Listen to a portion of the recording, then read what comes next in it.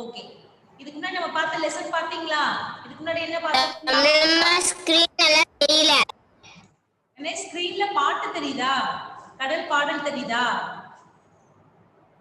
தெரியுதுங்க அம்மா. தெரியுதுங்க அம்மா. ஸ்கிரீன் இல்ல தெரியுதுங்க அம்மா. ஓகே. வாங்க இங்க முன்னாடி பயிற்சிகள் என்னெல்லாம் முடிச்சிருக்கீங்கன்னு பார்க்கலாம். இந்த பக்கம் முடிச்சிட்டோம் இல்லையா? வர்ணனை சொற்கள் கலந்து எழுதணும் இல்லையா? வர்ணனை சொற்கள் கலந்து எழுதணும் இல்லையா? ஞாபகம் இருக்கா? வண்ண வண்ண சொற்கள், தாவி ஓடும் முயல், படபடக்கும் வண்ணத்து பூச்சி, வேகமாக ஓடும் நரி, சலசலக்கும் நீரோடை, தாவி ஓடும் மான் இல்லையா? தண்ணீர் குடிக்கும் மான், பட்டாம்பூச்சிகளாய் பூத்திருக்கும் மலர்கள், இப்படி எல்லாம் சொல்லிக்கிட்டே போகலாம் இல்லையா? அழகழகா கவிஞர்கள் கவிதை எழுதுற மாதிரி நம்ம எழுதிக்கிட்டே போகலாம் இல்லையா? நம்ம ஆல்ரெடி இது பார்த்துட்டோம். இப்ப இதுக்கான ஹோம்வொர்க் இந்த பேஜ் நம்ம கொடுத்துருந்தோம் இல்லைங்களா கண்ணே? அப்துல் பக்கத்து ஊரில் இருக்கும் எங்க சென்றான்? பாட்டி வீட்டிற்கு சென்றான். பாட்டி வீட்டிற்கு சென்றான். பாயிட்டி பாட்டி அப்படின்னு நீங்க எழுதிருக்கீங்கல்ல. தன் அம்மாவுடன் எங்கு சென்றான்? பேருந்தில் சென்றான். பஸ்ஸில் சென்றான் எழுதக்கூடாது. என்ன எழுதணும்? தமிழ் சொல் போட்டு எழுதணும். பஸ் பேருந்தில் சென்றான். இது யாரு? கழுத்துல ஏதோ மாட்டிக்கிட்டு பேக் மாட்டிக்கிட்டு மிஷின் வச்சிட்டு இருக்காரு. இவர் பேர் என்ன? இங்க பாருங்க இந்த பேராகிராஃப்ல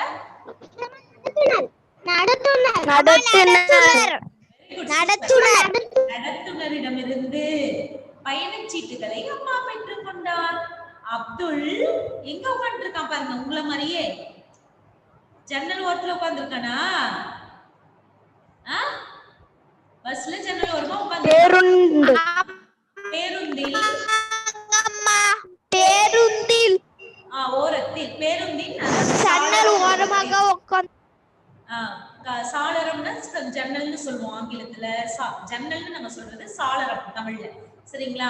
அப்துல் பேருந்தின் சாளரம் ஓரத்தில் அமர்ந்து கொண்டு வெளியே வேடிக்கை பார்த்து கொண்டே வந்தான். பேருந்து வேகமாக சென்றது. என்னது? மரங்கள். இதென்ன மரங்கள் தானே? காடு தோட்டம் மரங்கள் நம்ம ஜன்னல் வெளியே பார்ப்போம்ல. மரங்கள் எல்லாம் ஒவ்வொன்றாக பின்னோக்கி ஓடுவது போல் இருந்ததை கண்டு வியப்படைந்து தன் அம்மாவையும் பார்க்க சொன்னான். வெளியே தூரத்தில் தெரிந்த காட்சி. எல்லாரும் கவனிங்க, சரியா? கவனிங்க, குறுக்கு யாரும் பேச வேண்டாம். தூரத்தில் தெரிந்த என்ன காட்சி அது? என்ன காட்சி அது?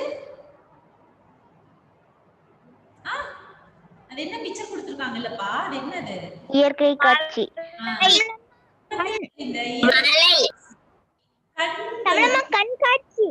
கண்காட்சி இல்ல, இயற்கை காட்சி. பாத்தீங்கன்னா தோட்டம் வயல் இந்த மாதிரி தானே தெரியுது, மலை இந்த மாதிரி தானே தெரியுது. இயற்கை காட்சி. இயற்கை காட்சி என்னதுங்க? கண்களுக்கு குளிர்ச்சியை தந்தது. மலையிலிருந்து துள்ளலோடு விழுந்து பாய்கின்ற அருவி. மலையிலிருந்து கீழே தண்ணி ஊத்துச்சுன்னா அது பேர் அருவின்னு சொல்லுவோம். மேல இருந்து தண்ணி ஊத்துச்ச நீர்வீழ்ச்சின்னு சொல்லுவோம், அருவின்னு சொல்லுவோம். நம்ம கொல்லிமலையில கூட 5 அருவி, சிறு அருவி, கங்கா, ஆகாய கங்கை அருவி எல்லாம் இருக்கு இல்லையா? அந்த மாதிரி அருவியின் வேகம் அப்துல்லின் உள்ளத்தையும் துள்ளி குதிக்க செய்தது. பச்சை பசேல் இருந்த செடிகளும் அந்த பச்சை புல்வெளி, அதாவது வயல்வெளி, பச்சை பசேல் இருந்த செடிகளும் வயல்களும் பார்ப்பதற்கு பட்டுக்கம்பளம் விரித்தார் போன்று மிகவும் அழகாக இருந்தன. வயலின் நடுவே என்ன நிறுத்தப்பட்டிருந்தது? இது என்னதுமா? இது குச்சிக்கு கை கால் முடிச்ச மாதிரி இருக்கு. இது பேரு என்ன பொம்மை? கோமாளி பொம்மை. சோளக்கொல்ல பொம்மை. சோளக்கொல்ல பொம்மை. குட். கோமாளில சர்க்கஸ்ல தான் இருப்பாங்க. இங்க காட்டுக்கு நடுவுல நிக்கிறது யாருன்னா சோளக்கொல்ல பொம்மை. இது பேரு பாத்துருக்கீங்களா? இல்ல வயல்ல வச்சிருப்பாங்களே, பாத்துருக்கீங்களா இல்லையா? சோளக்கொல்ல பொம்மை எங்க வயல்ல நாங்க வச்சிருக்கீங்களா? குட். சோளக்கொல்ல பொம்மை. இது பேர் என்ன? சோளக்கொல்ல பொம்மை நிறுத்தப்பட்டிருந்தது. பார்ப்பதற்கு வேடிக்கையாக இருந்தது. சற்று தூரம் சென்றதும் அதிகமாக புகையை வெளியேற்றும் என்னது இது? தொழிற்சாலை. நிறைய இப்ப என்னது தொழிற்சாலை. பட்டாசு தொழிற்சாலை, நிறைய கெமிக்கல்ஸ் எல்லாம் தயாரிக்கக்கூடிய தொழிற்சாலை எல்லாம் இருக்குல்ல, அந்த மாதிரி புகைகளை வெளியிடக்கூடிய இது பாக்குறோம். என்ன பாக்குறோம்? தொழிற்சாலையை கண்டான். தொழிற்சாலையை கண்டான். சரிங்களா? அப்ப என்ன நடக்குது? அதை பற்றி தன் அம்மாவிடம் கேட்டு தெரிந்து கொண்டான். அருகில் புல்வெளியில் என்ன மேய்ஞ்சிட்டு இருக்கு? ஆடு. ஆடு. ஆடு.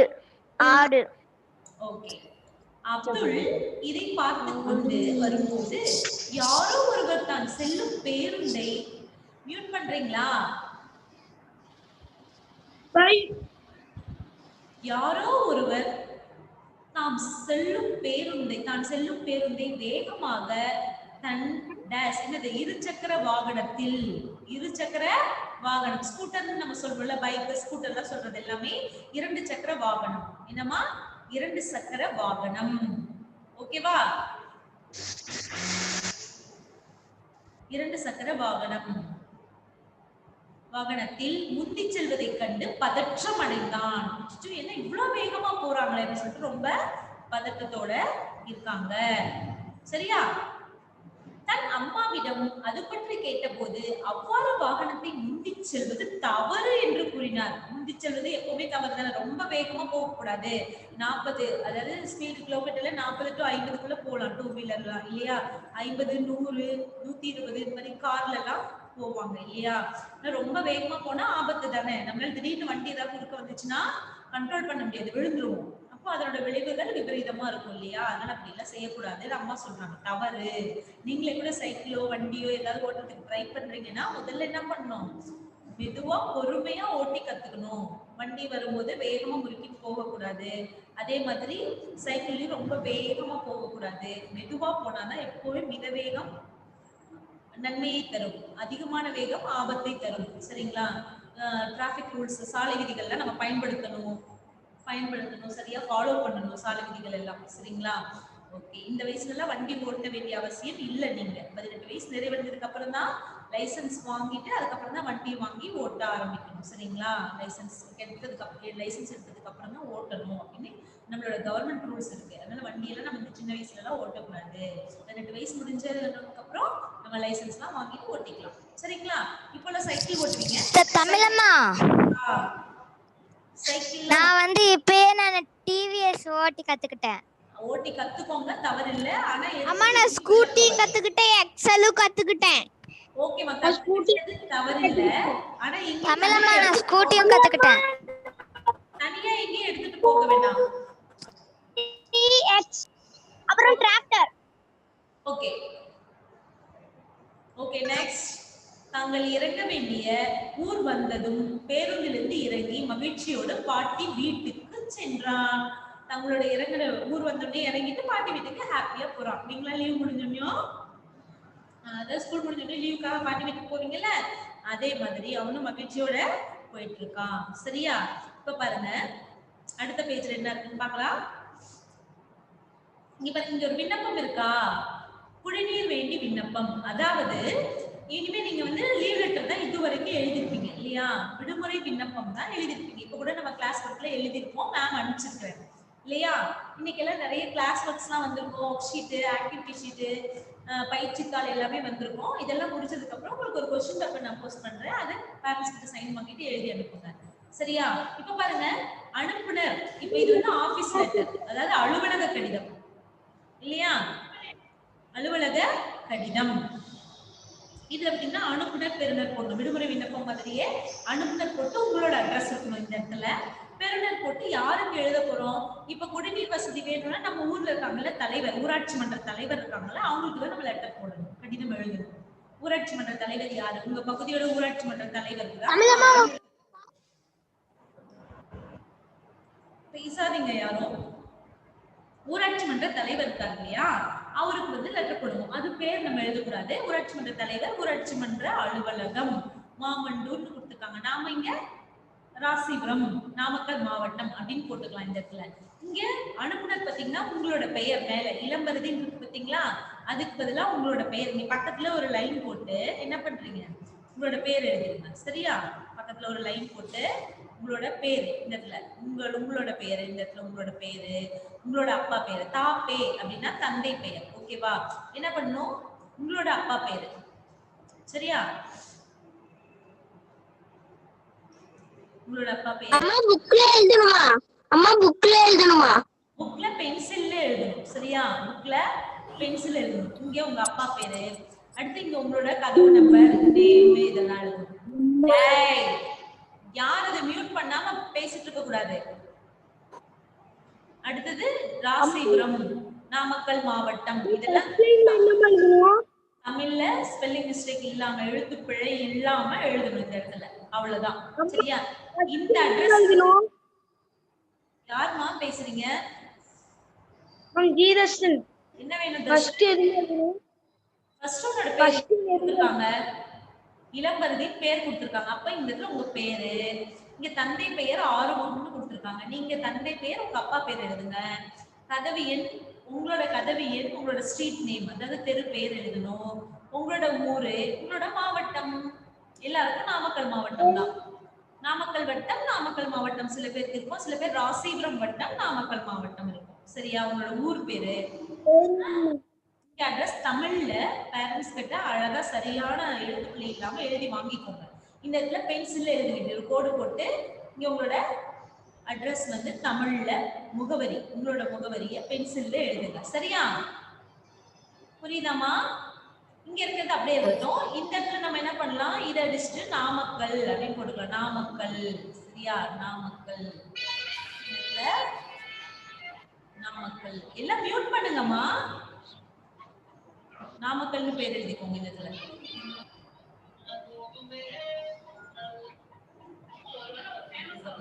இல்ல சரி ஓகே, நீங்க கொஞ்சம் பார்த்து எழுதிக்கோங்க இந்த இடத்துல நாமக்கல் அப்படின்னு சொல்லிட்டு. சரியா? சின்ன சேலம் இதெல்லாம் வேணாம், நாமக்கல்னு போட்டாவே போதும். சரியா? ஓகே, பாருங்க. மியூட் பண்ணுமா. யாரு நேம் பார்த்துட்டு நான் கூப்பிடவா? செல்லகுட்டி. நெக்ஸ்ட் இங்க பாத்தீங்கன்னா என்ன எழுதிருக்காங்க, கண்டென்ட் என்ன எழுதிருக்காங்கன்னு பாருங்க. ஐயா வணக்கம், எங்கள் தெருவில் உள்ள குடிநீர் குழாய் உடைந்துள்ளதால் கடந்த 2 நாள்களாக குடிநீர் தெருவில் வீணாகி கொண்டிருக்கிறது. இதனால் தண்ணீர் இன்றி எங்கள் தெருவில் வசிப்போர் துன்பப்படுகின்றனர். எனவே உடைந்து போன குடிநீர் குழாயை சரி செய்து தர வேண்டும் என்று பணிவுடன் கேட்டுக்கொள்கிறேன். இப்படி எழுதுறோம் பாத்தீங்களா, ஒரு ஆபீஸ் லெட்டர். எங்க தெருவில் இந்த மாதிரி உடைஞ்சிச்சு, தயவு செய்து சீக்கிரமா வந்து சரி பண்ணுங்க, இங்க குடிநீர் வீணாகவும் போகுது, பைப் உடைஞ்சிருக்கு. நம்மளாம் தெருவோரம் ஏதாவது தண்ணி வந்துச்சுன்னா பைப் உடைஞ்சு போச்சுன்னு தெரியும், ஆனாலும் நம்மளே பார்த்துக்கிட்டே போவோம், பார்த்துக்கிட்டே வந்துட்டு இருப்போம். என்ன அதுக்கான என்ன ரீசன், அதுக்கு யார்கிட்ட போனா சரி பண்ண முடியும் அப்படிங்கிற ஒரு அவேர்னஸ் இல்லாம நம்ம பாட்டுக்கும் போய்கிட்டே இருப்போம்னா அதெல்லாம் ரொம்ப தவறான விஷயம் இல்லையா? நிறைய பேர் பொதுநலத்துல ஈடுபட்டு தன்னோட சுய வாழ்வையே இழந்துட்டு இருக்காங்க இல்லையா? எல்லாரும் சுயநலமா பார்த்துட்டோம்னா வாழ்க்கையே நம்ம இந்த அளவுக்கு வாழ்ந்துட்டு இருக்க முடியாது. காந்திஜி, காமராஜர் எல்லாம் சுயநலம் இல்லாம செயல்பட்டதுனாலதான் நம்ம என்ன பண்ணிருக்கோம், வசதியா இந்த அளவுக்கு சுதந்திர நாட்டுல வாழ முடியுது. அது மாதிரி ஒரு சின்ன சின்ன பிரச்சனை, தெரு ஓரமா மரம் சாஞ்சிருக்கு, எங்க சொன்னா அதை கிளீன் பண்ணுவாங்க. அதே மாதிரி இங்க ஒரு நாய், தெருநாய் ஏதாவது அடிபட்டு இருக்குன்னா அது எங்க கார்பரேஷனுக்கு ஃபோன் பண்ணி சொன்னோம்னா அவங்க தூக்கிட்டு போயிடுவாங்க. அப்புறம் ஏதோ ஒரு தெருபல் எரியல அப்படின்னா ஃபோன் பண்ணி கரண்ட் ஆஃபீஸ்க்கு, மின்சார அலுவலகத்துக்கு ஃபோன் பண்ணோம்னா அவங்க வந்து அதை சரி பண்ணிட்டு போவாங்க. இல்லைன்னா அந்த அலுவலகத்துல போயிட்டு நம்ம இந்த தேதி போட்டு இந்த தெரு நம்பர் இந்த அட்ரஸ்ன்னு எழுதி இதுல இந்த பிரச்சனை எழுதி வச்சோம்னா அது 2 நாள்ல சரி பண்ணிடுவாங்க. 24 ஹவர்ஸ்ல கட்டாயம் சரி பண்ணிடுவாங்க. மிஞ்சி போனா 2 நாள்ல, பெரிய பிரச்சனை இருந்தா 2 நாள்ல சரி பண்ணிடுவாங்க. நம்மளால் முடிந்ததை பொதுமக்களுக்கு உதவி பண்ணணும். சரிங்களா? இந்த மாதிரி தண்ணி உடைஞ்சு போகுது, இது வந்து சரி பண்ணுங்க. தண்ணியும் வீணாகுது, அதாவது பயன்படுத்தக்கூடிய தண்ணி வீணா தெருவுல போகுது, அது ஒரு விஷயம்.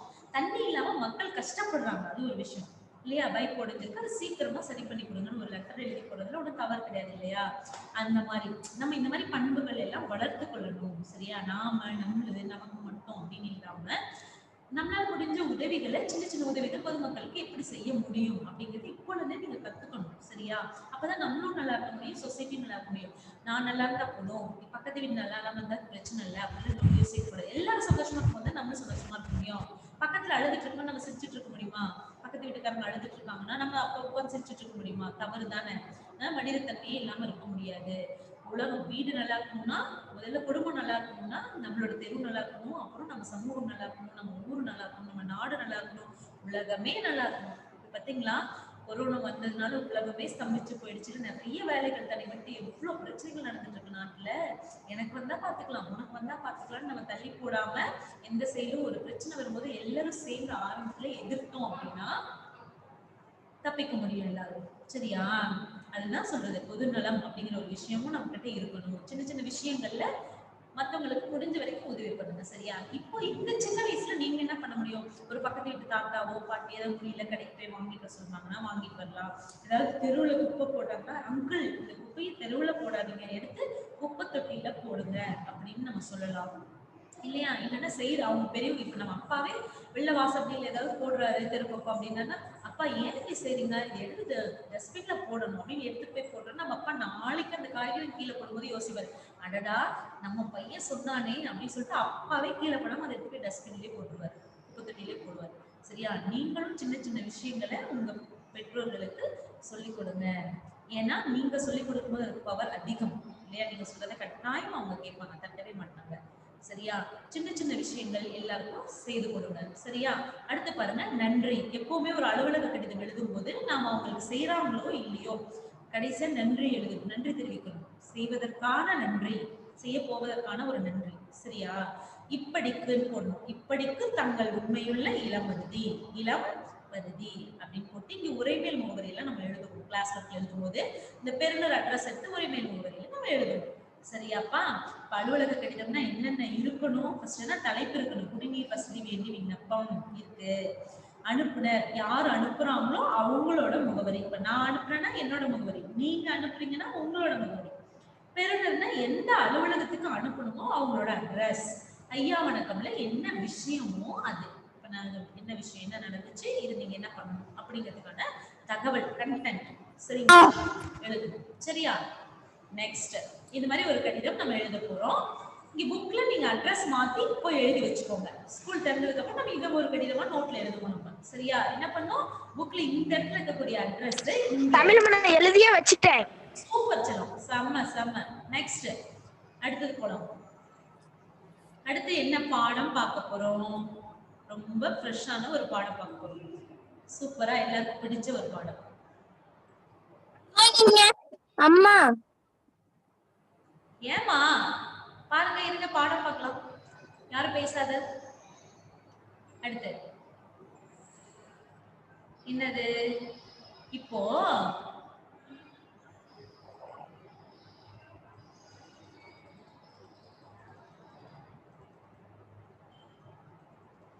அம்மா நீங்க QR கோட் அனுப்பிச்சு விட்டீங்களே லிங்க், அது அந்த வீடியோ நான் பார்த்துட்டேன்.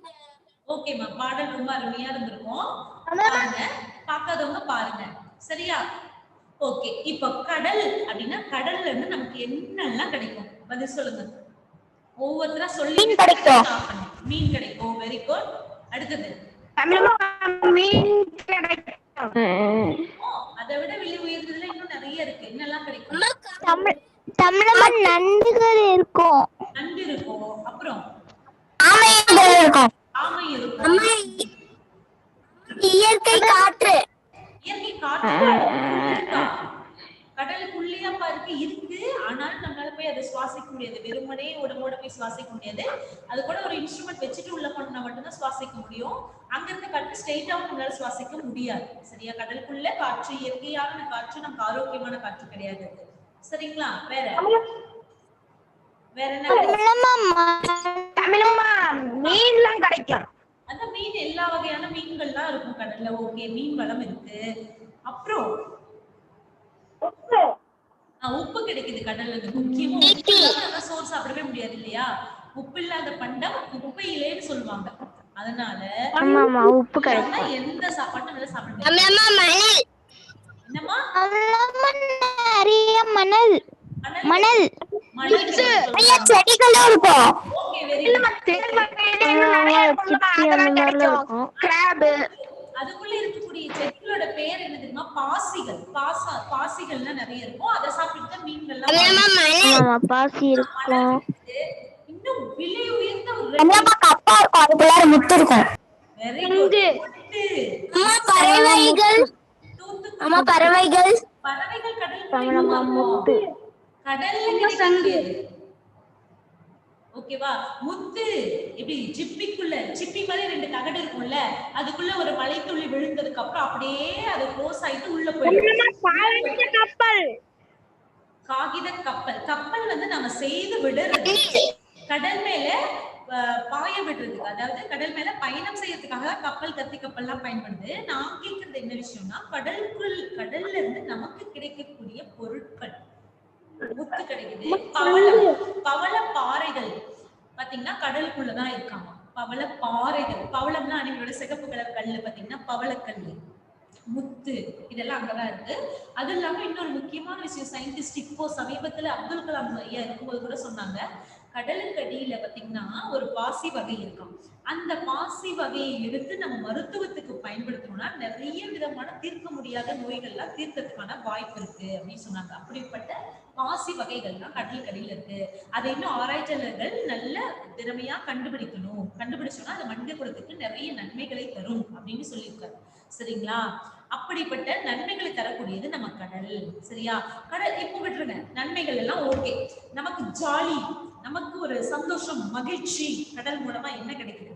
அப்படியே ஆர்ப்பரித்து ஓடி வரக்கூடிய அந்த கடல் அலையில ஓடி போய் காலை நினைச்சு பொத்துன்னு கீழே விழுந்து அப்படியே மணலுக்குள்ள உருண்டு பிறந்து ஏஞ்சி வர்றது நமக்கு ரொம்ப பிடிக்கும் தானே? கடல் அப்படியே அந்த அலையை பார்க்க ஆசையா இருக்கும். அதே பெரிய அலையா ஆக்ரோஷமா மாறிச்சுன்னா என்ன ஆயிடும்? சுனாமியா மாறி எல்லாத்தையும் சுருட்டிட்டு போயிடும் இல்லையா? அந்த சீரான அலைகள் நமக்கு சந்தோஷத்தை கொடுக்கும். கடல் நீரை குதிக்கிறது நமக்கு ரொம்ப பிடிக்கும் இல்ல? கடலை பாக்குறதுக்கு, கடல் நீர்ல காலை நினைச்சு விளையாடுறதுக்கு ரொம்ப பிடிக்கும் இல்ல? கடல்னா அவ்வளவு சந்தோஷத்தையும் தருது, நிறைய பொருட்களையும் நமக்காக தருது இல்லையா? சரி பாருங்க நெக்ஸ்ட்.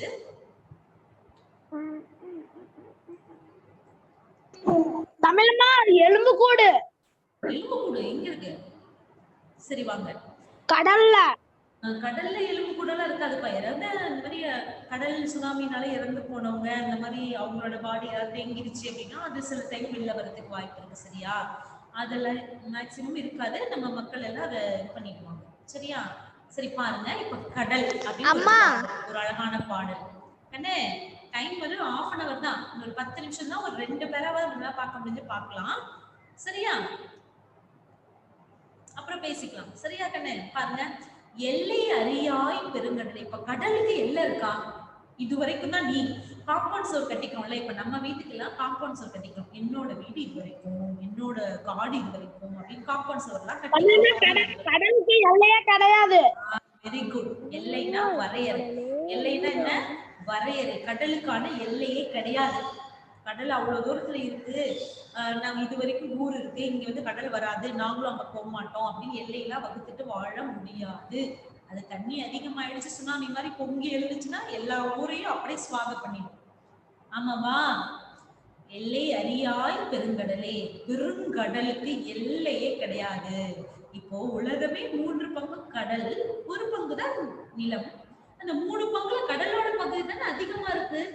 இப்ப அது இன்னும் அதிகமாச்சுன்னா நிலமும் மூழ்கிடும் இல்லையா?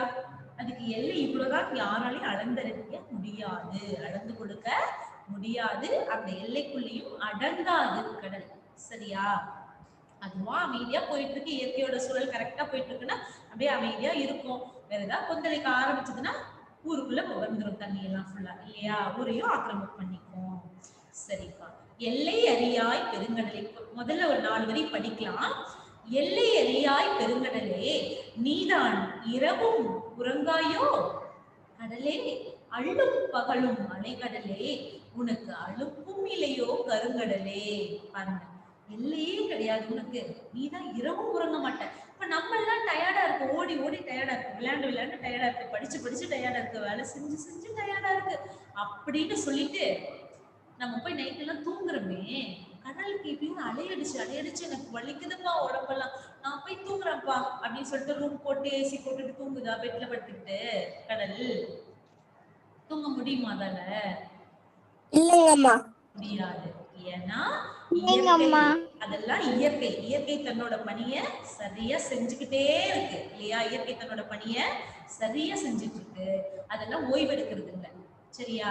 நாம தான் மனிதர்கள் தான் முடியலன்னு சொல்லிட்டு நைட் எல்லாம் ஓய்வெடுக்கிறோம். எப்பவுமே கடல் அலைகள் இருந்து கொண்டேதான் இருக்கும். கடல் அலைந்து கொண்டேதான் இருக்கு.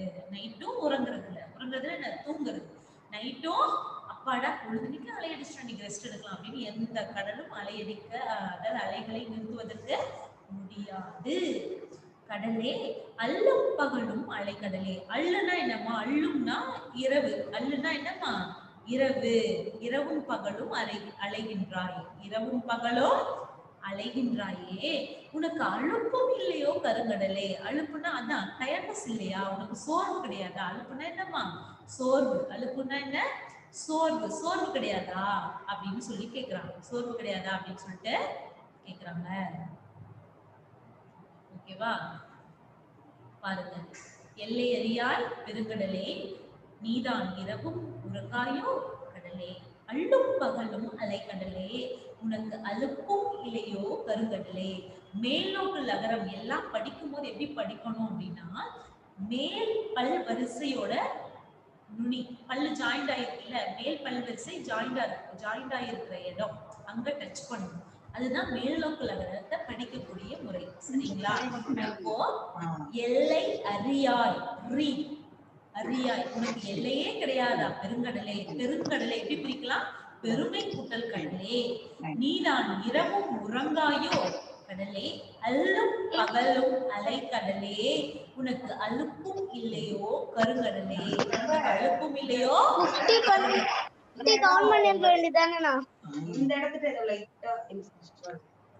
ஹலோ, கவனிங்க. ஓகேவா? இந்த பேரால என்ன பார்த்திருக்கோம்? கடலுக்கு எல்லை கிடையாது, இரவெல்லாம் உறங்குறது இல்ல, நைட்டும் பகலும், காலையில நைட்டு இரவும் பகலும் ஃபுல்லாவே அதோட வேலையை அது செஞ்சுட்டு இருக்கு. அலுப்பில்லாம அதோட வேலையை அது செஞ்சுட்டே இருக்கே அப்படின்னு சொல்லி கவிஞர் சொல்றாரு. யாருமா மியூட் பண்ணுங்க, மியூட் பண்ணுங்க. பாடம் நடத்திட்டு இருக்கும் போது கவனிங்க. கடைசியா क्वेश्चन கேட்கும் போது ஆன்சர் பண்ணுங்க. இப்ப ஃபர்ஸ்ட் பேரால என்ன விஷயம் சொன்னோம் சொல்லுங்க.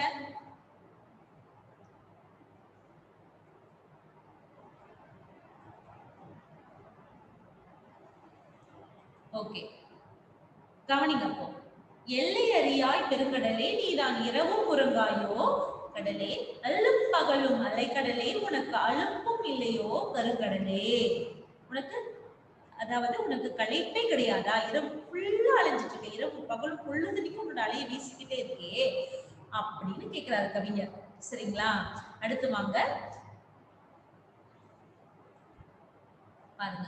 பொங்கு திரை கடலோ, பொங்கு திரைகளோ, பொங்கு திரைகளோ, பொங்கி வருகின்ற அலைகளோ. திரை அப்படின்னா அலை, திரை அப்படின்னா என்ன? அலை. திரைனா என்ன? அலை. திரைனா என்னப்பா? அலை. பொங்கு திரை பொங்கி வருகின்ற திரைகள் கடலே, அவை புரவி நிறைதாமோ. எப்படி? புரவினா குதிரை. புரவினா என்னம்மா? குதிரை. புரவினா குதிரை.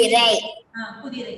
கடலே எங்கும் உனதொழியோ, எங்க பார்த்தாலும் உன்னோட சவுண்டு. இங்க கடல் பக்கத்துல போயிட்டோம் அப்படின்னா அந்த சவுண்டு கேட்டுட்டே இருக்கும். சென்னையெல்லாம் போயிட்டோம்னா கடல் ஓசை கேட்டுட்டே இருக்கும் ஒரு சில கிலோமீட்டர் வரைக்கும். கடலே அன்று இடியின் முழக்கமோ கடலே. அதாவது பொங்கி வருகின்ற அந்த அலைகள், நுரைகளுடன் கூடிய அந்த அலைகள் குதிரை ஓடி வர மாதிரி இருக்கும். ஹார்ஸ் அப்படி ரன்னிங் ரேஸ்ல ஓடி வரும்ல குதிரை, அந்த மாதிரி. புரவினா குதிரை. குதிரைகள் நிறைய ஓடி வர மாதிரி, படையெடுத்து ஓடி வர மாதிரி இருக்கு. உன்னோட ஒளியே பாத்தீங்கன்னா இடியின் முழக்கம் மாதிரி, டமல் டுமில் அப்படின்ற சவுண்டு எப்படி இருக்கான்? இடியின் முழக்கம் மாதிரி இருக்கு அப்படின்னு சொல்றாங்க. சரியா? பொங்குகின்ற அலைகள் குதிரை ஓடி வர மாதிரியும், அதோட ஒளி இடியின் முழக்கம் மாதிரியும் இருக்குது கடலே அப்படின்னு சொல்லிட்டு கவிஞர் சொல்லியிருக்காரு. முதல் இந்த 2 பத்திகளையும் நன்றாக படிச்சு மனனம் பண்ணிக்கோங்க. இந்த பாடல் ரொம்ப நல்லா இருக்கு. பாடல் பாடின மாதிரி ஒரு வீடியோ அனுப்பிச்சிருக்கோம் இல்லையா QR கோட் மூலமா, அந்த அதே மாதிரி பாடி கத்துக்கோங்க. நல்லா அழகா பாடுங்க. மீதி அடுத்த 2 பேராவையும் அடுத்த 2 பத்திகளையும் என்ன சொல்லியிருக்காரு கவிஞர் தேசிக விநாயகனார் என்ன சொல்லியிருக்காரு அப்படிங்கிற விஷயத்த அடுத்த வகுப்புல நம்ம பார்க்க இருக்கிறோம். இப்போ முதல் 2 பத்தியில் இருக்கக்கூடிய பாடல்களை நன்கு படிங்க. ஓகேவா? அல்லுனா இரவு, திரைகள்னா அலைகள், புரவினா குதிரை. ஓகேவா? இதெல்லாம் ஞாபகம் வச்சுக்கோங்க. நிறைய பிரித்து எழுதுக சொற்கள்: பெருங்கடல், பெருமை கூட்டல் கடல்; அலைக்கடல், அலை கூட்டல் கடலை; கருங்கடல், கருமை கூட்டல் கடல். சரிங்களா? இந்த மாதிரி பிரித்து எழுதுக இருக்கு. பொருள் எழுதுகலாம் இதுல நிறைய இருக்கு. பொருள் தெரிஞ்சுக்கிட்டு பழகுங்க. சரியா? அடுத்து இந்த வரைக்கும் கொடுத்திருக்க ஹோம்ஒர்க்லாம் சரியா முடிச்சு உங்களோட குரூப்ல உங்களுக்கு என்னைக்கு அனுப்ப சொல்லிருக்காங்களோ அன்னைக்கு அனுப்பிடுங்க. எல்லாருக்கும் நன்றி, வணக்கம். வேற ஏதாவது பேச வேண்டியிருக்கா? ஏதாவது புரியாம இருக்கா? அடுத்த 2 பத்தியும் அடுத்த வகுப்புல நம்ம பார்க்கலாம். வேற பார்க்க வேண்டியிருக்கா, கேட்க வேண்டியிருக்கா? கேளுங்க. ஏதாவது டவுட் இருக்கா? நன்றிங்க அம்மா. நீங்க முதல் அம்மா நன்றி தமிழம்மா. நன்றி தமிழம்மா. நன்றி தமிழம்மா. நன்றி தமிழம்மா. நன்றி தமிழம்மா. இல்லப்போ யாரோ டவுட் கேட்டாங்க, நான் உடனே சொல்லிக்கிறேன். யாருமா அம்மா நீங்க முதல் லைன் அம்மா நீங்க முதல் லைன் சொல்லுங்க. கேட்டிங்களம்மா? நீங்க முதல் லைன் அதுக்கு மீனிங் சொல்லிட்டாங்க அம்மா. சொல்லுங்கம்மா. சொல்றேங்கம்மா. எல்லை அறியாய் பெருங்கடலேனா எல்லையே உனக்கு இல்லையா பெருங்கடலே, அறியாய் எல்லையே அறியாய் பெருங்கடலே அப்படின்னு சொல்லிருக்காங்க அம்மா. ஆமாப்பா, உனக்கு எல்லையே கிடையாதா? எங்க வேணாலும் பாயிற, எங்க வேணாலும் ஓடுற, பொங்கி எழற, சுருங்கி போற, இல்லைன்னா கொஞ்ச நாள் பார்த்தா கடல் பின் வாங்குதுன்றாங்க, கொஞ்ச நாள் பார்த்தா சுனாமியா வெளில வருது இல்லையா? உனக்கு எல்லையே கிடையாதா அப்படின்னு சொல்லி நம்ம கேட்கணும். எல்லையே இல்லையா? உனக்கு தெரியாதா? உன்னோட எல்லையே உனக்கு தெரியாதா அப்படின்னு கேட்கிறோம். சரியா? ஓகேம்மா. ஓகேம்மா, நன்றி. நன்றிங்கம்மா. நன்றிங்கம்மா.